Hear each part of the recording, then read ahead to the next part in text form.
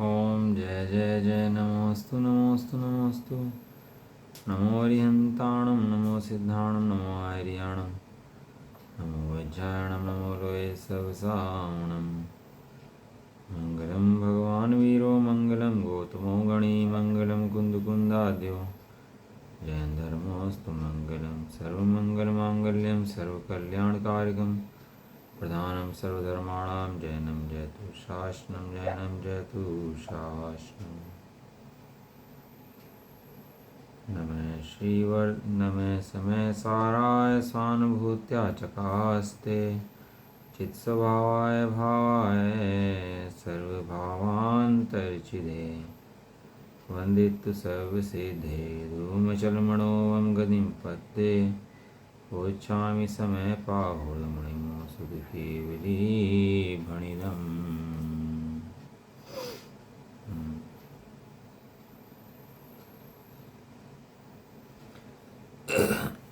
Sheet से मैसाजीकरण चल रहा है, पर्सनल अधिकार चल रहा है। तीसरा पुण्य पाप अधिकार।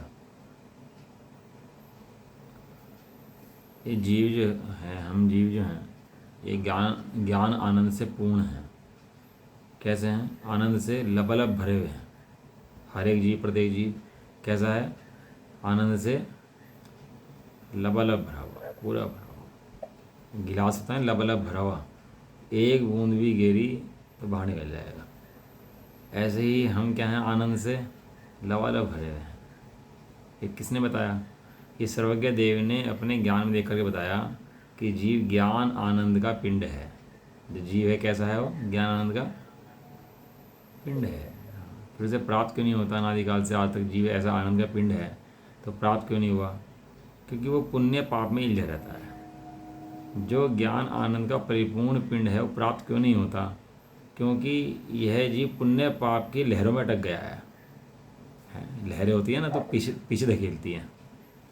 कोई आगे बढ़ रहा हो और लहर आ रही हो तो लहर क्या करती हैं? उसको पीछे धकेलती हैं। ऐसे ही पुण्य पाप की लहरें क्या करती हैं? जीव को पीछे धकेल देती हैं।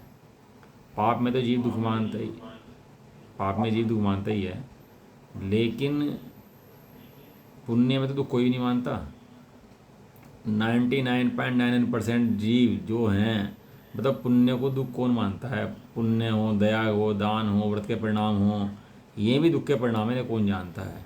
कोई बिरला जीव ने दुख के परिणाम कहता है, कोई बिरला जीव। आचार्य कुंद कुंद समझाएं और ये समझ जाए। बनारस दास जी ने लिखा, जब वो लिखा ना जुआ, तो उन्होंने 7 व्यसन के वर्णन करा, 7 व्यसन का। तो जब जुए का वर्णन करा तो उसमें लिखा अशुभ, शुभ में जीत अशुभ में हार, यही जुआ। कि अच्छे परिणाम हो गए तो मैं अच्छा हूँ और बुरे परिणाम हो गए तो मैं बुरा हूँ। अपने को उन परिणामों से देखता रहे। इसका नाम क्या है? इसका नाम जुआ है। बहुत बढ़िया, समझने वाली बात है। जीव तो है, करने की आदत है इसको, तो कि पता नहीं क्या कह रहे हैं, क्या कह रहे हैं। एक बच्चा है जो स्कूल में जाता ही नहीं है, ना पढ़, उसके जाते ही नहीं बिल्कुल भी, उसका मन नहीं करता स्कूल जाने का। खेल कूद, गुंडागर्दी, बदमाशी, गलत लोगों के साथ जुड़ना, वो तो बुरा है ही। लेकिन जो स्कूल में जाकर भी एक क्लास में बार बार फेल हो जाता है, स्कूल में जाके बैठता है लेकिन पढ़ता नहीं है, तो उस बच्चे को क्या कहोगे? पढ़ता भी है, पास होता नहीं है, तो उस बच्चे को क्या कहोगे? वो तो जा भी रहा है। तेरा काम हुआ कि नहीं हुआ? क्या पूछते हैं उससे? तेरा काम हुआ या नहीं हुआ? हाँ, तेरा काम हुआ तो ठीक है, और नहीं हुआ तो जो बाहर में खेल रहा है बदमाशों के साथ वो भी, जो स्कूल में जाने वाला है वो भी, दोनों कैसे हैं? दोनों ही बराबर हैं। तूने उस पुण्य पाप की जो लेयर है उसे तोड़कर शुद्धात्मा का अनुभव किया कि नहीं किया? हम तो ये पूछते हैं, तूने अपना काम किया कि नहीं किया? एक लेशिया होती है, कापुत लेशिया। कौन सी लेशिया होती है? हाँ, कृष्ण कृष्ण लेशिया वाला तो ना धर्म करता है ना करने देता है। धर्म लेशिया वाला ना, तो जो कृष्ण लेशिया वाला है। और नील लेशिया वाला धर्म करता नहीं है, करने देता है। और कापोत लेशिया वाला जी क्या करता है? वो धर्म का स्वरूप समझता नहीं है, धर्म करता है। धर्म क्या है उसे पता नहीं इस बात की, लेकिन क्या करता है, धर्म करता है। और ऐसा धर्म करते करते उसको धर्म का स्वरूप पता होता नहीं, किसी भी स्थिति को भ्रम से धर्म मान लेता है। जैसे किसी को रत्नों की पहचान कराएं, रत्न की पहचान तो करें, किसी अच्छे अच्छे कांच के अंदर ही भ्रम से रत्न की पहचान कर ले तो लुटाएगा भाई साहब, लुटाएगा वो। तो कापोतलिश्य वाला जीव क्या करता है कि उसको धर्म की पहचान नहीं होती, अपनी मर्जी से धर्म मान लेता है। इन 6 लिश्या वाले जीवों के अंदर सबसे खतरनाक जीव कौन सा कहा बताया आपको? सबसे खतरनाक जीव इन 6 लिश्या के अंदर सबसे खतरनाक जीव कापोतलिश्य वाला जीव है। पानी छानना सिखा दिया उसको, छलना पर पानी छानना है, तब क्या करेगा, रुमाल बांध लेगा छलनी पर, टंकी पर, और पानी छानेगा, सोचेगा मैंने पानी छान दिया। भगवान की प्रसाद करनी होगी तो रात में पानी छान देगा कि भैया मैं तो काम कर दिया अपना, हैं भैया शुद्ध खाया करो, तो बाजार का घी मंगवा लेगा, बाजार का तेल मंगवा लेगा, उसी में लोगों को शुद्ध कह के परोस देगा। अब तो भोजन चलता है ना, शुद्ध भोजन। अब तो नई नई धारा चल पड़ी, परम शुद्ध भोजन। अब शुद्ध से भी काम चलता आदमी का। अब क्या लिखता है, परम शुद्ध भोजन। अब शुद्ध ही पीछे रह गया अब। और उसके अंदर तेल कहाँ का, घी कहाँ का, पानी कहाँ का, मसाले कहाँ के, घी कहाँ का, अटपहरा है कि नहीं है, कोई ठिकाना नहीं है। बहुत उसने तो लिख दिया भैया परम शुद्ध भोजन, और खिलाता रहता है सबको। ये सब जीव कापोतलिश्य वाले हैं, ये सब जीव भयंकर पाप का बंद करते हैं, भयंकर पाप का। क्यों? क्योंकि धर्म का स्वरूप ना समझा होता, और ये समझता है धर्म का स्वरूप नहीं समझा है, समझना है तो बात थी। लेकिन भ्रम से धर्म का स्वरूप कुछ और समझ लिया है, तो अब निकलने के साथ चांस बिल्कुल जीरो हो गई है इसके। और ये काम पहले तो अज्ञानी जीव करते थे, और तो बड़े बड़े पदवीधारी इस काम को कर रहे हैं। दया करो, दान करो, हॉस्पिटल खोलो, ये करो, वो करो, सब पुण्य के अंदर सारा जगत ही लग गया, सारा जगत गड्ढे में मर गया जा करके। जब शमोषण में जाने से पहले बहुत भी होते हैं ना, ऑब्सेक्ट होते हैं, और जाने से पहले उसमें क्या होता है, कोई डांस कर रहा है, कोई कहीं समुद्र है, कहीं पानी है, हैं कहीं संगीत बज रहा है, तो लोग हिलत जाते हैं उनके अंदर, भगवान की गंदकुटी तक पहुंच ही नहीं पाते। ऐसे ही ये पुण्य जो है ना, ये लास्ट का जो है, ये जो है अटकने का स्थान है। जीव क्या करते हैं, इस पुण्य का परिणाम को आता है तो उन्हें अच्छा लगता है, और क्या करते हैं, इसी के अंदर बैठ जाते हैं, इसी के अंदर बैठ जाते हैं। शीतल जल होता है, शीतल जल। जिसने शीतल जल का अनुभव ना किया हुआ आज तक है, तो वो तो गर्म को शीतल मान लेता है। थोड़ा टेम्परेचर कम हुआ, पीने लायक हुआ, तो ये शीतल है। लेकिन जिसने शीतल जल का अनुभव किया हो, वो जानता है कि ये टेम्परेचर गर्म है भैया, शीतल नहीं है। ये कैसा है, ये शीतल पानी नहीं है। आचार्य देव इसके अंदर पुण्य पाप के अंदर कर्म की प्रकृतियाँ 100 पाप रूप हैं, 68 पाप पुण्य रूप हैं, इसका वर्णन कहीं भी नहीं करेंगे। पूरे समय सार जी के अंदर भेद प्रभेदों का वर्णन है ही नहीं कहीं। क्या होता है समय सार जी के अंदर, पूरे समय सार जी के अंदर कहीं कर्मों की प्रकृतियों का, भेद का, प्रभेदों का, इनका वर्णन कहीं नहीं है। उनका लक्ष्य केवल एक है, शुद्धात्मा को दिखाना। क्योंकि प्रतिज्ञा करी थी ना छठी गाथा में, किसकी प्रतिज्ञा करी थी, प्रतिज्ञा करी थी याद है, अब मैं शुद्धात्मा को दिखाऊंगा। छठी गाथा में प्रतिज्ञा करी थी उन्होंने, और तुरंत दिखाया था शुद्धात्मा। और 415 गाथाओं के अंदर शुद्धात्मा ही दिखाएंगे, इसके अलावा कुछ नहीं दिखाएंगे। कर्मों का वर्णन, प्रकृतियों का वर्णन है, प्रथम योग की चर्चाएं, इसके अंदर कुछ भी नहीं आएगा। केवल एक तरफ राम और दूसरी तरफ पूरा ग्राम, एक तरफ शुद्धात्मा और बाकी सारे परिणाम उससे न्यारे। एक अखंड ज्ञायक परमात्मा अलग, और जितने उसके परिणाम भी हैं वे सब उससे अलग। अब वो जीव भले पुण्य परिणाम हो, वे इसकी अलग मनाही नहीं है, लेकिन तेरी भ्रांति नहीं होनी चाहिए उसके संबंध में। ये भी हे है, छोड़ने योग्य है, इसका भी इलाज करना है, इतना तो श्रद्धान के अंदर होना ही चाहिए। जब श्रद्धान में होगा तभी इलाज कर पाएगा। श्रद्धा ज्ञान में हुआ ही नहीं, बीमारी का ज्ञान ही नहीं हुआ, तो बीमारी का इलाज भी नहीं हो सकता। गाथा नंबर इसकी चल रही है 145, कलश नंबर हो गया था हमारा, कौन से हो गए थे, 100 और 101 नंबर कलश हो गया था हमारा। 101 नंबर कलश के अंदर क्या कहा था आचार्य ने, कि एक शूद्र के पुत्र से 2 पुत्र जन्मे, एक ब्राह्मण के यहाँ पला, दूसरा शूद्र के यहाँ पला। वो ब्राह्मण गाली नहीं देता, अच्छी अच्छी बातें करता है, और जो शूद्र के यहाँ पला वो गाली देता है, शराब पीता है। दोनों के आचरण में फर्क है, लेकिन मूल में देखो तो दोनों पुत्र किसके हैं? मूल में उत्पत्ति किसकी है? एक है। मूल में दोनों शूद्रा के ही पुत्र हैं। इस तरह पुण्य के परिणाम जिनमें हमें अच्छा लगता है वे हों, चाहे पाप के बुरे बुरे परिणाम हों, वे कहते हैं दोनों वेदनीय कर्म से उपजे हैं। एक साता वेदनी की संतान है और एक असाता वेदनी की संतान है, लेकिन है दोनों की दोनों कर्म की संतान। इन्हें तो अपनी मत जान, तेरे से भिन्न जान, क्योंकि तू ज्ञायक परमात्मा है। जिन जिन जीवों ने अपने को ज्ञायक जाकर अनुभव किया, अपने स्वरूप में गए और जाकर ज्ञायक अनुभव किया, उन जीवों ने देख के बताया कि पुण्य पाप दोनों तेरे से अलग हैं। हाँ, पानी के अंदर क्या है? नमक मिला दिया, कड़वा मिला दिया, पानी नीम का पत्ता मिला दिया पानी के अंदर, तो नीम का पत्ते का पानी पिया तो कैसा लगा पानी? पानी कैसा लगा? पानी कड़वा लगा भैया। बच्चों को पिलाओ तो पियेंगे भी नहीं, भाई बहुत कड़वा है, हम नहीं पीते हैं। और जब मीठी शक्कर मिला दो तो तब पानी कैसा लगता है? मीठी शक्कर कि पानी बढ़िया एकदम अच्छा है, सब पी लेंगे उसके मीठे को, पानी भैया बढ़िया पानी है, भैया बहुत बढ़िया पानी है। अब बताओ पानी कड़वा है कि मीठा है?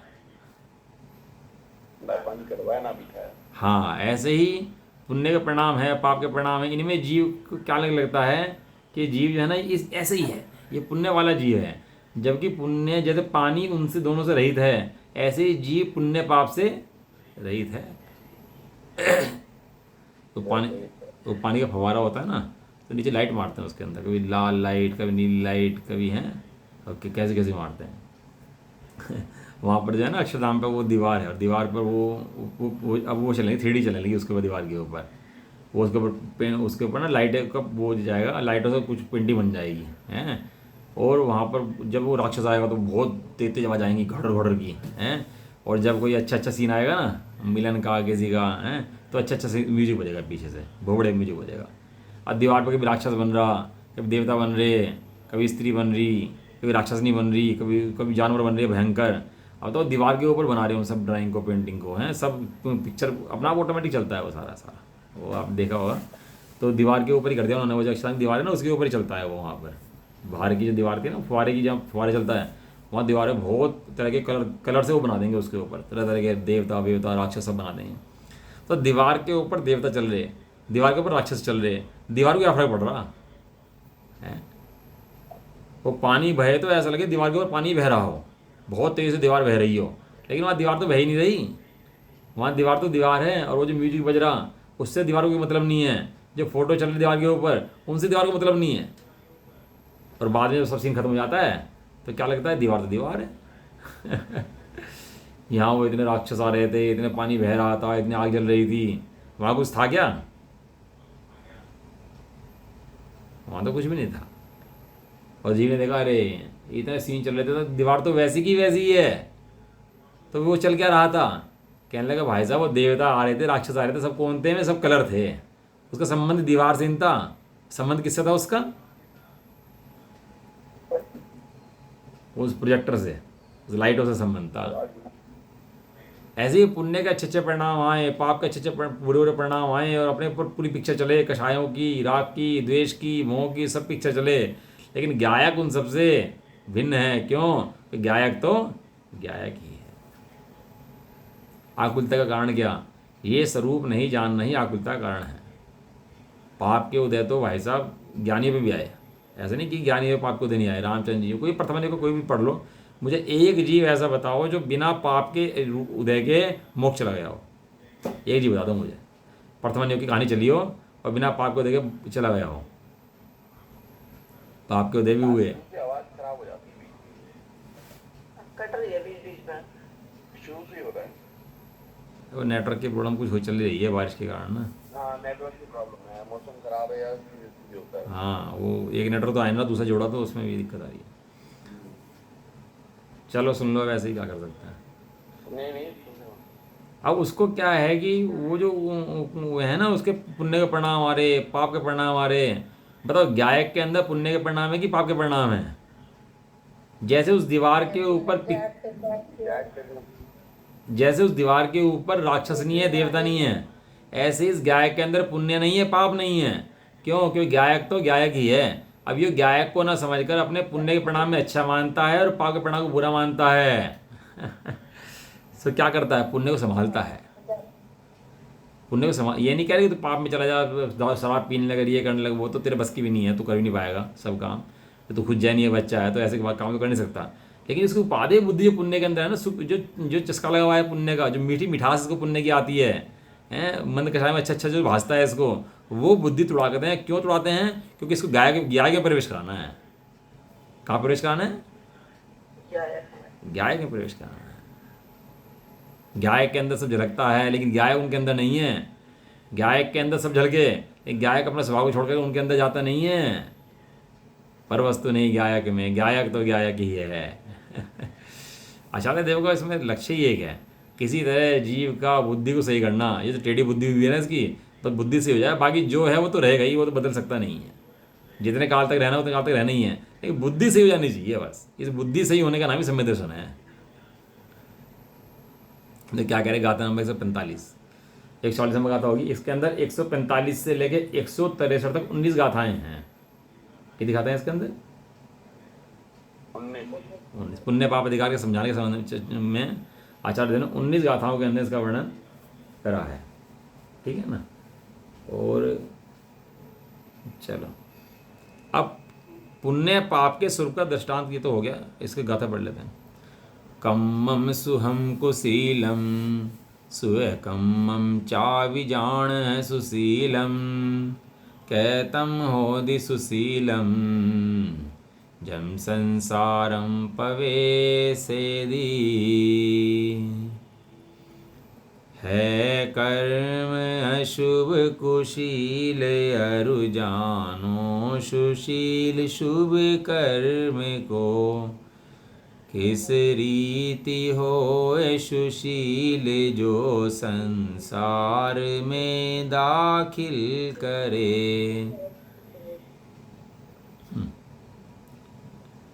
अब शुभ अशुभ कर्म के स्वभाव का वर्णन गाथा में कहते हैं कि शुभ कर्म क्या है, अशुभ कर्म क्या है। तो स्वरूप बताते हैं। जिन्हें तो अच्छा बुरा मानता है, वे दोनों एक ही माँ के जने हैं। चोर चोर मुसरे भाई हैं, दोनों एक ही हैं भैया। हैं, एक छोटा चोर है, एक बड़ा चोर है दोनों चोरी। चोर चोरी छोड़ दे, हेरा फेरा छोड़े। ये ऐसे ही है पुण्य कर्म। इस सगा किसका है? ये पाप कर्म का सगा है। संबंध किससे है इसका? संबंध पाप कर्म से है। क्यों? क्योंकि जीव को संसार में लुटा देता है, जीव भ्रमित हो जाता है इसके अंदर। अरे पुण्य को आ जाए तो कौन धर्म सुन रहा? बताओ कौन बैठ के स्वाध्याय चर्चा करता है? जिसे पुण्य तीव्रधारी चल रहे हैं, सुना के देखो किसी को। मैं कोई सुनने तैयार नहीं। अभी तो अपनी हालत ये है कि जो 50-60 के हो जाते हैं तो स्वाध्याय करने लगते हैं। हमारी जनरेशन में जवान बच्चा कोई धर्म सुनने तैयार नहीं है। बताओ, हमारे बच्चे तो खैर स्वाध्याय कर लेते हैं, बैठ जाते हैं और परीक्षा भी दे लेते हैं, खुद ही पढ़ लेते हैं, खुद ही परीक्षा दे लेते हैं, खुद ही नंबर ले लेते हैं। इतनी तक योग्यता है। लेकिन आज किसी जवान व्यक्ति को पढ़ाना सिखा चाहो ना, आपकी पढ़ ले, धर्म पढ़ ले, थोड़ा समझ ले, तो कोई सुनने तैयार नहीं। क्योंकि पुण्य की हाहाकार मस्त है। इसे पता ही नहीं है पुण्य के अंदर नहीं बैठा, यमराज के मुंह में बैठा है। एक क्षण में बदल जाएगा और फिर नरक में हाय करता फिरेगा। समझने तैयार नहीं। क्यों? कि पुण्य को भी मस्ती चढ़ी है बस। खाना खा लिया, पेट भर लिया, पुण्य को देखो और हो गया, और अब बस फिर लग गया मैं कसाई करने में। तो काम ही क्या है? ये बातें कौन समझे? हमारे लिए थोड़ा ना बातें हैं। शास्त्र खोले, समझे, गोमठ सार खोले, सर्वासिद्धि खोले, गाथाएं पढ़े, समझे, अपना उपयोग सही करे, अपना कल्याण करे, समाज कल्याण करे। हैं, इतनी फुर्सत किसे है बैठ करके? हाहाकार मची है ये जगत के अंदर। देख लो आपके जितने जवान हैं, बच्चे हैं, छोटे हैं, कोई जुड़ने तैयार हो तो बताओ मेरे को। लेकिन ये है कि जितने थोड़ा टाइम हो जाता है ना, फिर मैं तो थोड़ा सा जीव जुड़ जाता है उस टाइम पर। गाथा अशुभ कर्म कुशील है, बुरा है, और शुभ कर्म सुशील है, अच्छा है, ऐसा तुम जानते हो। वह सुशील कैसे हो सकता है जो जीव को संसार में प्रवेश कराता है? आचार्य देव ने गाथा के उत्तर के लिए क्वेश्चन उठाया। आचार्य देव उत्तर दे रहे हैं, और उत्तर में क्या उठा रहे हैं? प्रश्न उठा रहे हैं। और प्रश्न किसके लिए उठा रहे हैं? प्रश्न उठा रहे हैं उत्तर देने के लिए। ये कहता है भैया शुभ कर्म तो अच्छा है, शुभ कर्म करो, शुभ कर्म के बिना तो कुछ भी नहीं होगा। धर्म पढ़ो, स्वाध्याय करो, ऐसा करो, व्रत करो, नियम करो, बेला करो, तेला करो, त्याग करो, तपस्या करो, हैं, शटावशक पालो, सब काम करो, हैं। तो आचार्य देव क्वेश्चन उठाते हैं कि ये जो तेरे सब परिणाम हैं, इनका लक्ष्य पर है कि स्वयं है? जितने भी तेरे परिणाम हैं इतने सब करो, बेले करो, तेले करो, सब करो, कोई दिक्कत नहीं है। लेकिन इनका सबका संबंध किससे है? तेरे शुद्धात्मा से है कि परद्रव्य से है, शरीर से है, देह से है? तो जो परद्रव्य संपर्क है तो बंध का कारण है कि निकलने का कारण है? मंद का कारण। मात्र वीतरागता ही मोक्ष का हेतु है, संसार से निकलने का कारण है। और पर से जितना जुड़ान है वो बंध का कारण है। भले ही पर से संपर्क हो वो अलग बात है, लेकिन पर से संपर्क घातक है ये तो ख्याल में रहना ही चाहिए। अपनी बाउंड्री होती है ना, भारत पाकिस्तान की सीमा होती है, वहाँ भारत की सीमा में जब तक है सैनिक भारत का तब तक सुरक्षित है। और अगर एक कदम भी पाकिस्तान की बाउंड्री में रख दिया तो क्या होगा? गोले भरे जाएंगे वहाँ पर, मारा जाएगा। अब इस तरह जीव जो है क्या है, पर्याय में मरता रहता है। ये क्या है कि पुण्य में सोचता है कि मैं सुरक्षित हूँ, ओहो मैं बढ़िया हो गया, ऐसा है नहीं। ठीक है। किसी कर्म में शुभ जीव परिणाम निमित्त होने से और किसी में अशुभ परिणाम जीव परिणाम निमित्त होने से कर्म के कारणों में भेद होता है। देखो ये कह रहे कर्म तो एक ही है, कर्म में भेद नहीं है, कर्म के कारणों में भेद है। क्या भेद है? किसी में जीव का अशुभ परिणाम निमित्त है और कहीं जीव का शुभ परिणाम निमित्त है। जो जीव शुभ परिणाम करता है शुभ बंध होता है, शुभ बंध में देवगति मिलती है, अच्छे वैभव मिलते हैं, यश मिलता है। वो पढ़ी है हमने कि 68 प्रकृतियाँ जो है पुण्य की प्रकृतियाँ हैं, वो पढ़ी है नहीं पढ़ी है हमने कर्म प्रकृतियों के अंदर? और 100 प्रकृतियाँ जो है पाप प्रकृतियाँ हैं, वैसे पढ़ी है कि नहीं पढ़ी हैं? तो कहाँ से बनती हैं वो जीव का परिणाम जैसा होगा वैसी प्रकृति आ जाएगी, द्वारा आगे खड़ी हो जाएगी। जीव के परिणाम शुभ के होंगे तो शुभ प्रकृति आगे खड़ी हो जाएंगी, और जीव का परिणाम अशुभ होगा तो अशुभ प्रकृति आगे खड़ी हो जाएंगी। इस संपर्क में सबका बाहर से ही है। तो कोई कर्म जीव के शुभ परिणाम में निमित्त होने से शुभ है कहलाते हैं, और अशुभ बंध होने निमित्त के होने से अशुभ कहलाते हैं। कोई कर्म शुभ पुद्गल परिणाम में और कोई अशुभ पुद्गल परिणाम में होने से कर्म के स्वभाव में भेद होता है। कर्म के स्वभाव में दोनों में भेद है, एक खट्टा है एक मीठा है, तो दोनों दो चीज़ें हैं ना, लेकिन दोनों हैं स्वाद के भेद ही, दोनों अलग, दोनों जीव से भिन्न हैं। जीव अलग है, खट्टा मीठा अलग है। किसी कर्म का शुभ फल रूप और किसी का अशुभ फल रूप विपाक होने से कर्म के अनुभव में भेद होता है। तीसरी चीज पहली लिखी, कर्म के कारण में भेद है। कर्म के कारण में भेद क्यों है? जीव के परिणाम में भेद है। जीव के परिणाम में भेद है तो जीव के कारणों में भेद है, और उसके स्वभाव में भेद है, और उसके फल में भेद है। एक का फल का स्वाद अच्छा अच्छा आता है, एक का फल का स्वाद बुरा बुरा आता है। कोई कर्म शुभ अच्छे मोक्ष मार्ग के आश्रित होने से और कोई कर्म अशुभ बुरे बंद मार्ग के आश्रित होने से, कर्म के आश्रित होने से भेद होता है। यहाँ शुभ कर्म जो लिया वो अच्छा कर्म लिया मोक्ष मार्ग के आश्रित होने से।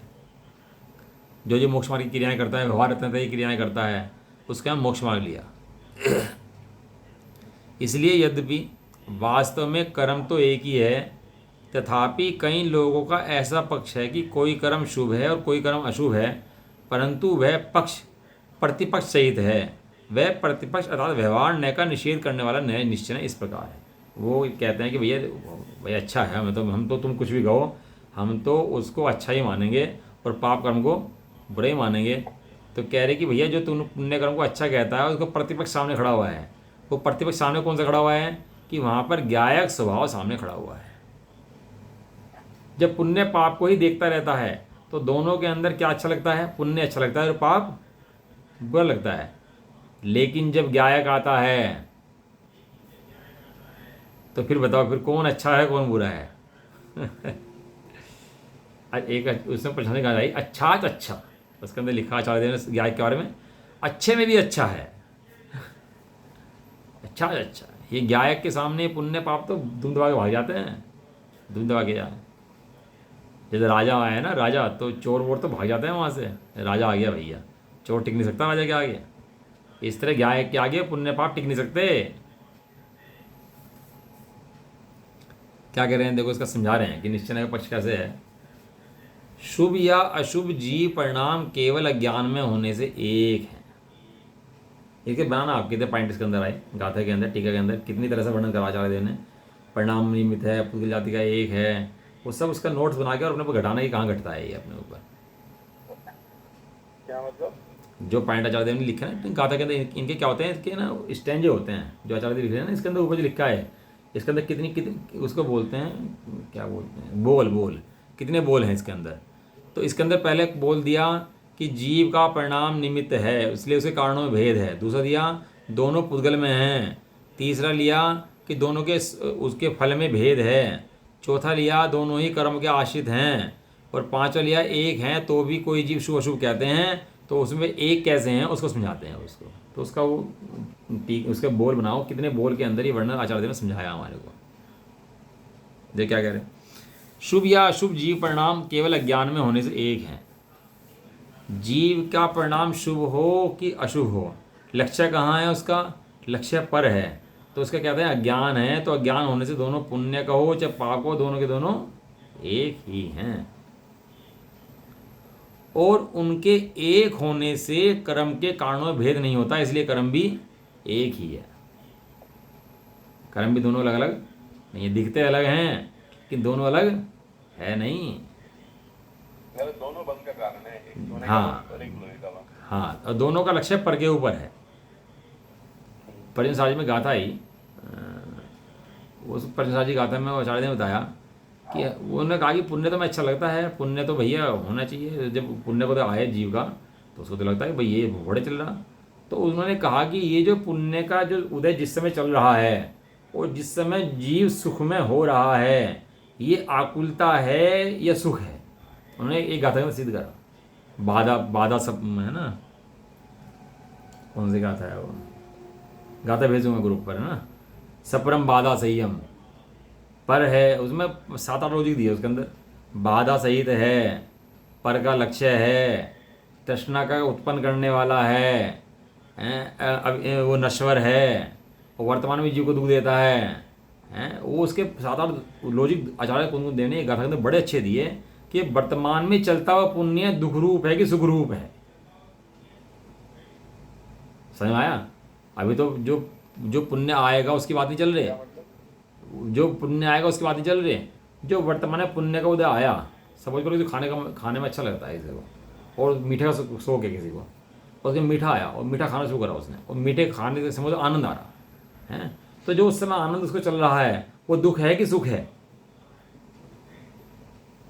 वो जो आनंद चल रहा है उसको, वो जो आनंद चल रहा है वो पल के लिए तो सुख है, वो स्वभाव से विपरीत है, अपने स्वभाव को भुला देता है। वो दिया उसके अंदर ऐसे खाली रसगुल्ले के अंदर नहीं, पूजा करने वाला, पाठ करने वाला, शास्त्र पढ़ने वाला, व्याकरण पढ़ने वाला, न्याय पढ़ने वाला, ये सब उसके अंदर आएंगे। ये सब पुण्य के परिणाम हैं। जो अपने ज्ञायक से दूर है वो कहीं ना कहीं पुण्य पाप के नज़दीक है, और जो अपने ज्ञायक के पास है वो पुण्य पाप से दूर है। पुण्य पाप से पार निज आत्म का धर्म है, महिमा अपरंपार। पुण्य पाप को तो हे कह ही रहे, दोनों के दोनों हे हैं। किसके सामने?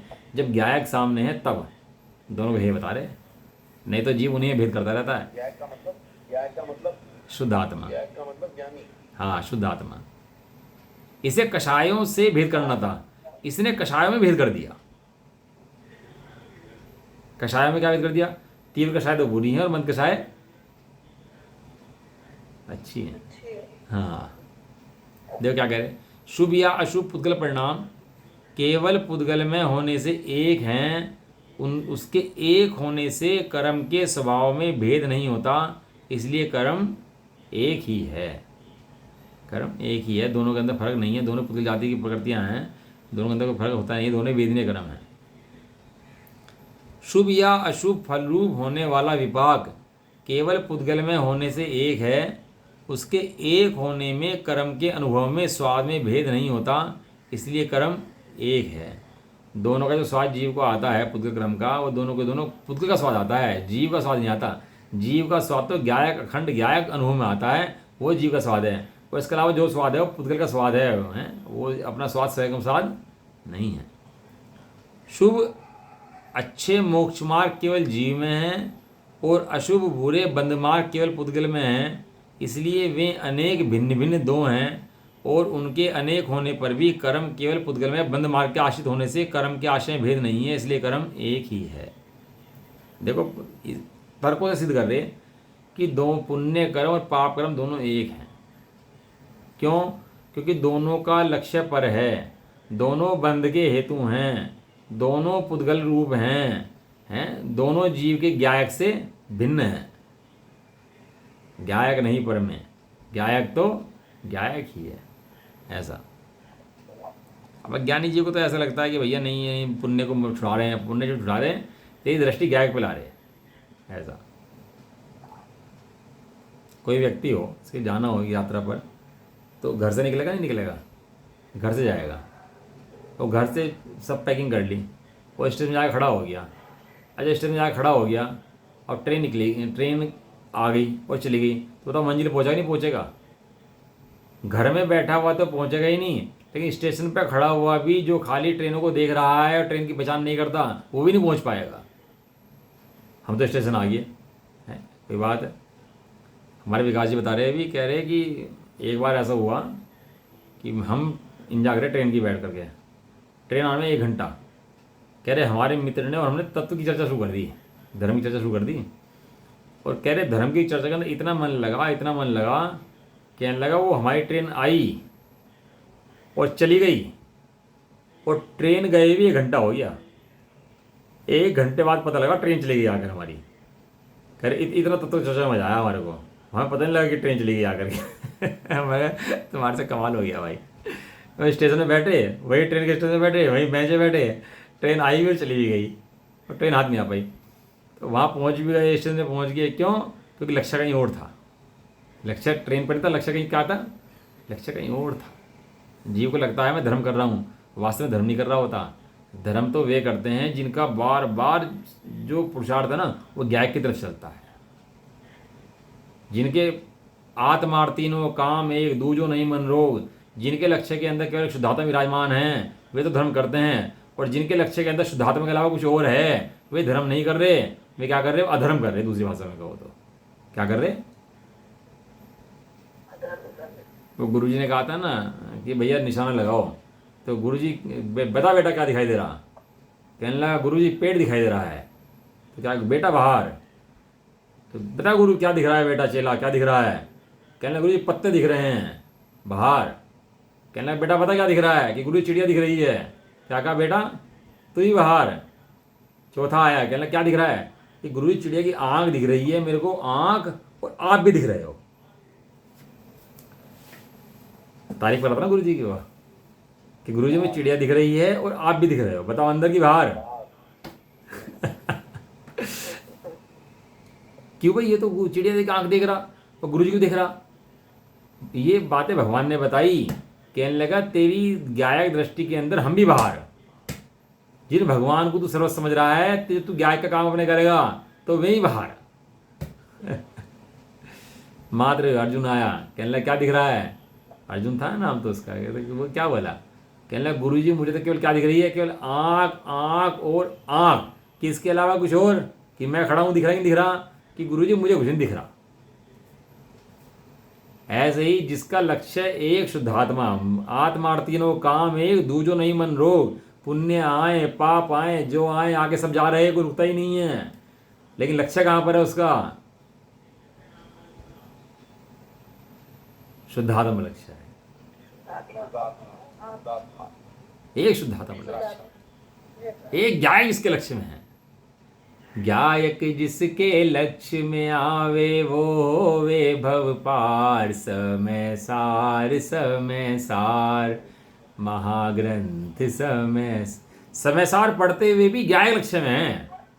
समय सार पढ़ते हुए समय सार लक्ष्य में नहीं है। समय सार का विषय जो आत्मा है वो लक्ष्य में है। तो समय सार पढ़ा भैया है। देख क्या कह रहे हैं, भावार्थ पढ़ लें आज ही, कैसे करें? समय तो फिर हो गया। ज्ञायक छोड़ करके ये जीव होता क्या है? भ्रमित हो जाता है। भ्रमित कहाँ जाता है? ये पुण्य पाप को ही ज्ञायक मान ले। जैसे कांच के अंदर रतन की वो आती है ना, नकली सोना बेचने आते हैं, तो कोई ठगाया जाता है, कोई कौन ठगाया जाता है? ये सोने की पहचान नहीं, वो ठगाया जाता है। हमारे एक वे थे दोस्त थे, तो उन्होंने क्या करा कि वो गोल्ड का काम करते थे। गोल्ड का काम नहीं करते थे, मतलब इन्वेस्टमेंट करते थे गोल्ड के अंदर। तो थोड़ा बहुत पैसा कमा लिया, जाए गोल्ड ले आए, थोड़ा बहुत पैसा कमाया, गोल्ड ले आए। और थोड़े दिन बाद क्या हुआ कि गोल्ड जब थोड़ा महंगा हो गया तो बेच दिया, सस्ता हुआ फिर खरीद लिया। तो चलता रहा ऐसे ही, एक दुकानदार से काम चल रहा था, गोल्ड लाए गोल्ड दे, गोल्ड लाए गोल्ड दे, ऐसे करते करते वो गोल्ड 1 किलो हो गया। कितना हो गया भाई गोल्ड? 1 किलो हो गया। 1 किलो। कितने का माल हो गया उस टाइम? 30,000 का रेट था, बहुत पुरानी जाने की बात है। तो 30 लाख रुपए का सोना हो गया वो, 30-35 लाख का। अब एक दिन क्या हुआ, गोल्ड का रेट बढ़ा, उन्होंने सोचा बेच आए। तो वहाँ गए तो वहाँ दुकान बंद थी। तो दुकान बंद थी तो उन्होंने दूसरी दुकानें बेचाते हैं। तो दूसरी दुकानें बेचने के गए तो आवाज़ कट गई क्या? अब आइए दूसरी दुकान पर बेचने के लिए गए तो वहाँ पर पता लगा वो सोना क्या है, नकली है। क्या है सोना? नकली। जिसे असली समझ रहे थे वो सोना नकली था। अब वो ऐसा सुनते ही उनको एकदम से बड़ी चिंता हुई, कहने लगे ये क्या हुआ? ये तो मैं जिसे असली समझ रहा था वो कैसा था? सारी जिंदगी पूंजी लगा दी, सारा खरीद लिया, सारा बेच लिया, सब काम कर लिया, ये सोना नहीं था, सोने का भ्रम था। नकली सोना माने सोना नहीं। सोना क्यों लिखा है नाम उसका?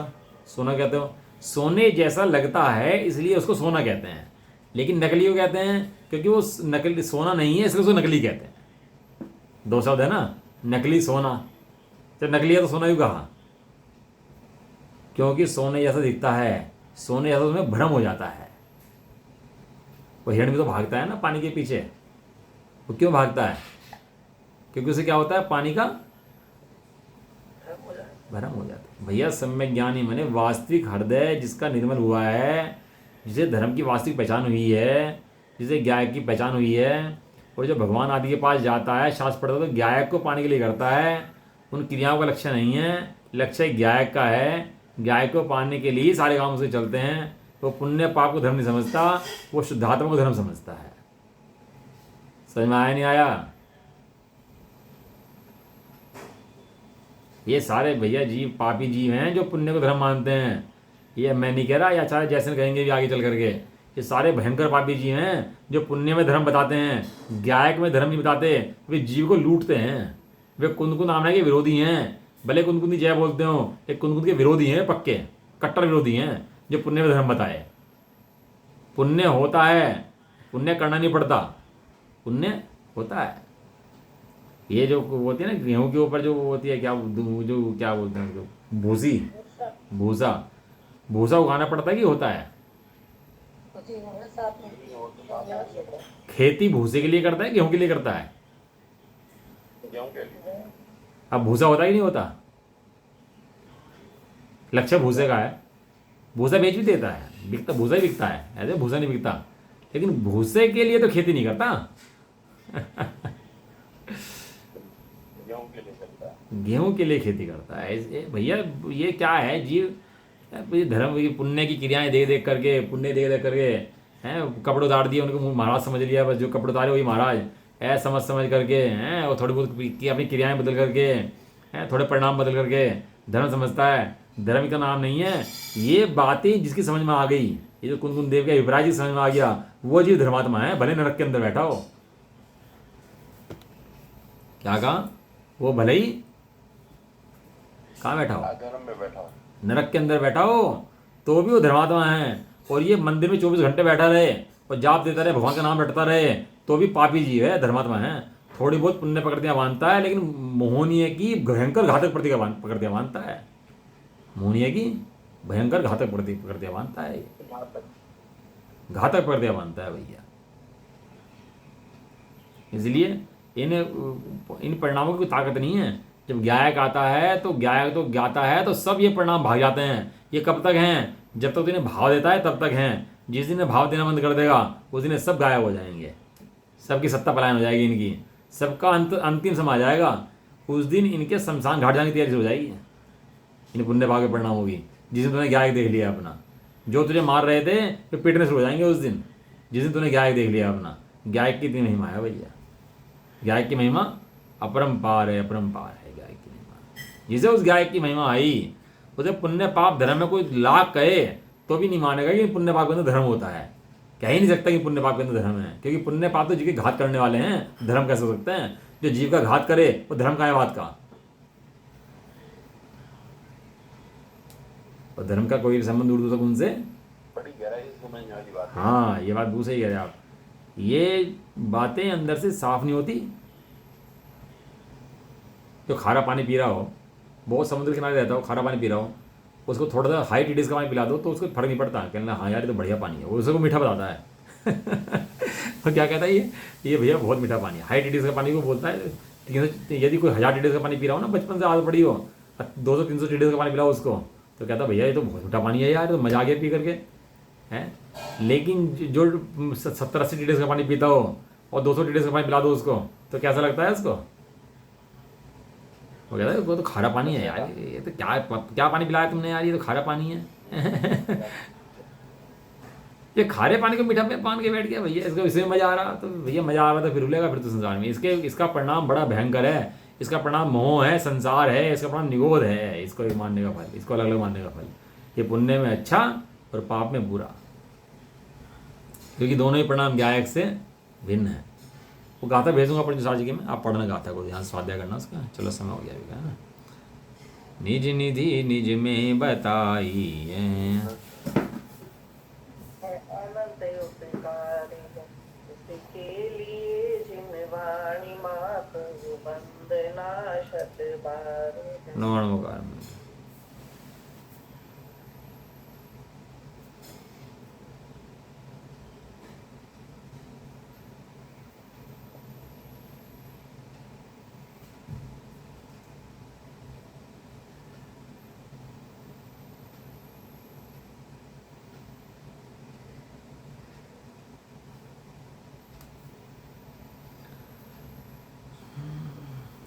जबरदस्ती जीवाणी माता की।